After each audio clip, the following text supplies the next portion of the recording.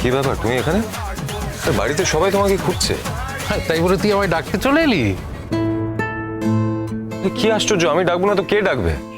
আরে চলো, বাড়িতে সবাই চেঁচামেচি করছে, মিষ্টি চলে এসছে, এবার কাকে কোথায় পাঠাতে হবে সেটা তো তুমিই বলবে না, চলো। আর আমি যাচ্ছি, মোটে আধ ঘন্টার জন্য এসছি, রোশনাই জোর করলো বলে।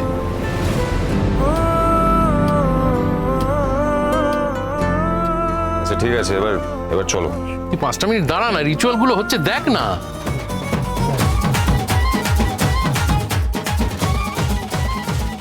বাচ্চাদা, একবার যখন তুমি এসেছো তখন কিন্তু এরকম পরিষ্কার জামা কাপড় পরে আর যেতে পারবে না।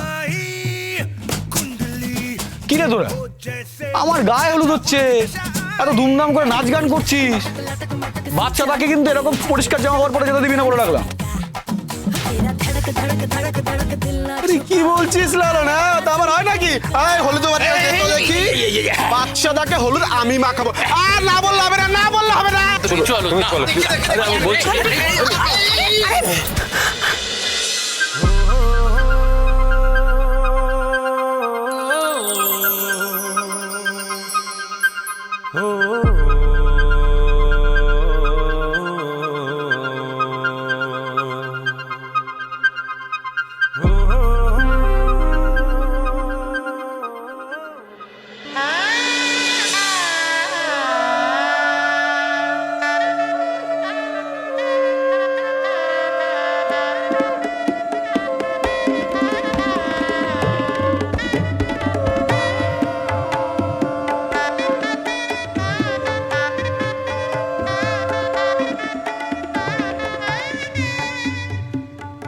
শেষ পর্যন্ত আমার মেয়ের বিয়েটা হলো, কি বল?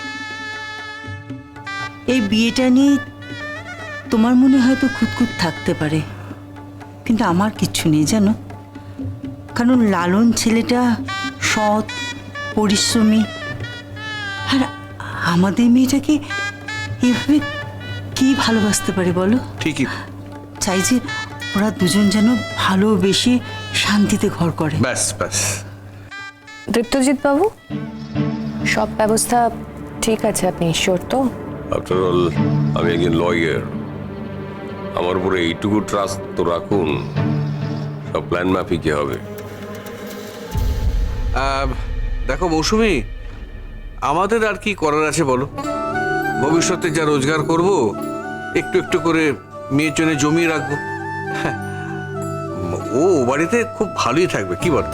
আমার তো মনে হয় যে বিয়ের পর ও আর এখানে এসে বেশি থাকবে না। ও যাকে ভালোবাসে সেই জায়গাটাই ওর কাছে স্বর্গ। আমি চাই ওই কুড়ে ঘরেতেই ও যেন ওর সঙ্গে সুখে শান্তিতে থাকে।